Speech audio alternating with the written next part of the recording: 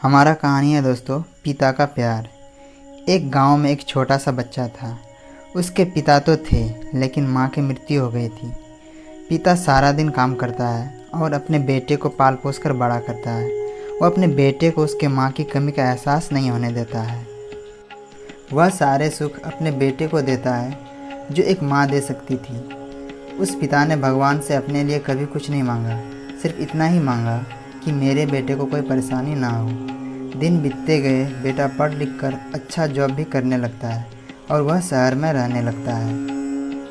कुछ दिन बाद वह अपने पिता से मिलने आता है और कहता है, पापा मुझे कुछ पैसों की ज़रूरत है। मैं चाहता हूँ कि शहर में ही ज़मीन लेकर अपनी घर बना लूँ।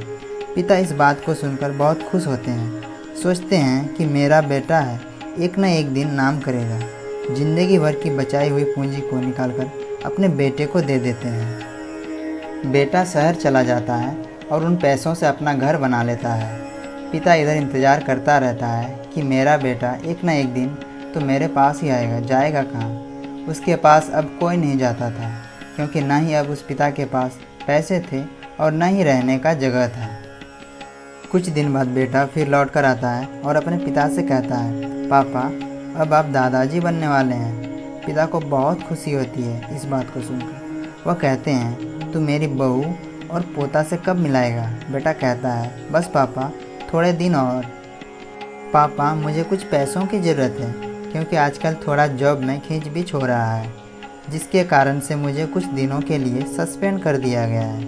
पिता के पास कुछ भी नहीं था देने के लिए, लेकिन फिर भी वह कहता है, अच्छा बेटा तू रुक, मैं अभी आया कुछ पैसों का बंदोबस्त करके।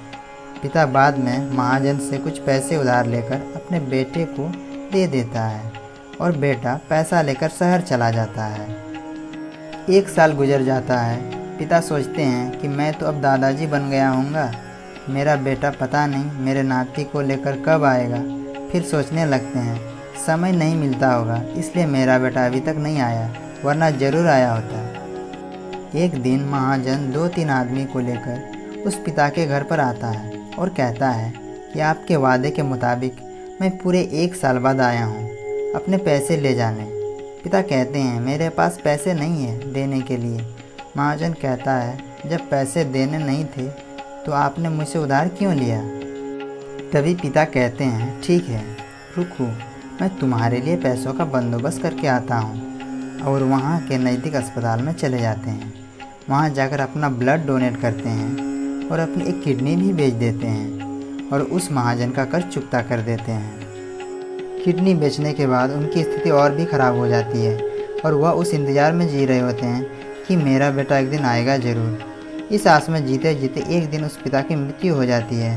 परंतु जब तक उसके बेटे को अपने पिता के मौत का पता चलता है, तब तक बहुत देर हो चुका होता है। उस बेटे को अपने पिता को आग देने का भी नसीब नहीं होता है। दोस्तों, हमारे माता पिता हमारे लिए बहुत सारी कठिनाइयों का सामना करते हैं। हमें खुश देखने के लिए वे अपने सभी सुख सुविधा का त्याग कर देते हैं। सोचिए दोस्तों, जो माता पिता अपने बच्चों को ही अपनी ज़िंदगी मान लेते हैं, अगर वही बच्चा बुढ़ापे में उनका साथ छोड़ दे, तब उनके दिल पे क्या गुजरता होगा। हमें अपने माता पिता का हमेशा ख्याल रखना चाहिए।